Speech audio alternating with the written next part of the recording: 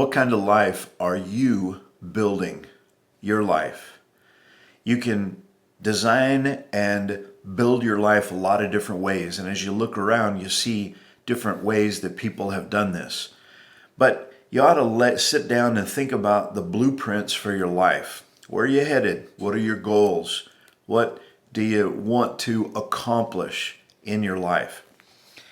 The Bible actually talks about this, and it gives us a great blueprint for it. It also gives us some warnings. 1 Corinthians chapter 3 and verse 10, according to the grace of God which was given unto me, as a wise master builder, I have laid the foundation, and another buildeth thereon. But let every man take heed how he buildeth thereon.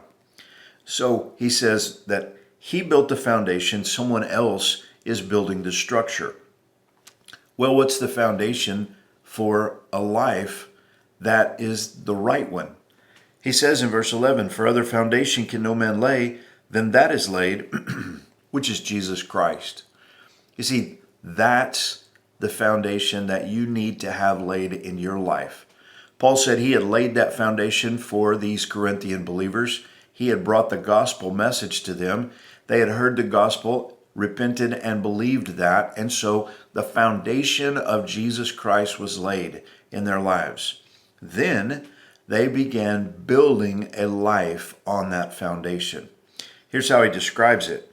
Now, if any man build upon this foundation gold, silver, precious stones, wood, hay, stubble, every man's work shall be made manifest, for the day shall declare it. Because it shall be revealed by fire, and the fire shall try every man's work of what sort it is. If any man's work abide, which he hath built thereupon, he shall receive a reward. And if any man's work shall be burned, he shall suffer loss. But he himself shall be saved, yet so as by fire. So there's the question. What kind of building materials are you using to build upon that foundation? Now, the first question, of course, is, have you laid the foundation of the Lord Jesus Christ in your life? If you have, then what are you building, the structure that you're building there? Now, notice, please, that he doesn't make a big deal about the actual structure that's built, but the materials.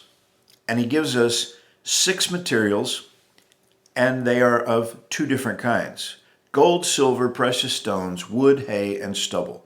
It's almost like the story of the 3 little pigs and the building materials that they used. You remember, the big bad wolf was able to blow 2 of them down.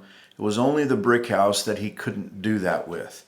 Well, it's similar with these materials. Wood, hay, and stubble burn up in the fire, and he says that God's going to try our work. God is going to look at the life that we have built, and he's going to put it to the test. Will it stand the test? Wood, hay, and stubble won't. And unfortunately, many people build a life of selfishness, a life of seeking their own glory, and a life that's basically all about them. And when you stand before God, those structures are just simply going to be consumed by the fiery eyes of Jesus. On the other hand, the building materials of gold, silver, and precious stones can survive the heat.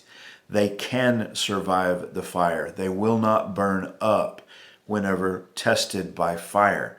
And so I just want to encourage you this morning, you and I, if we have this foundation of Jesus laid in our life, we really should pay attention to the kind of building materials that we use. And we need to build with eternal building materials. We need to learn to build with those that can stand the test of the fire. Build with love, build with grace, build with forgiveness, build upon family, upon truth, build upon a life of following Jesus, build upon a life of the Spirit rather than a life of the flesh. Those are the gold, silver, and precious stones that will last.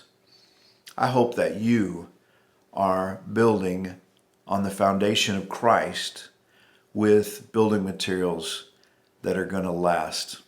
God bless you. Have a great day.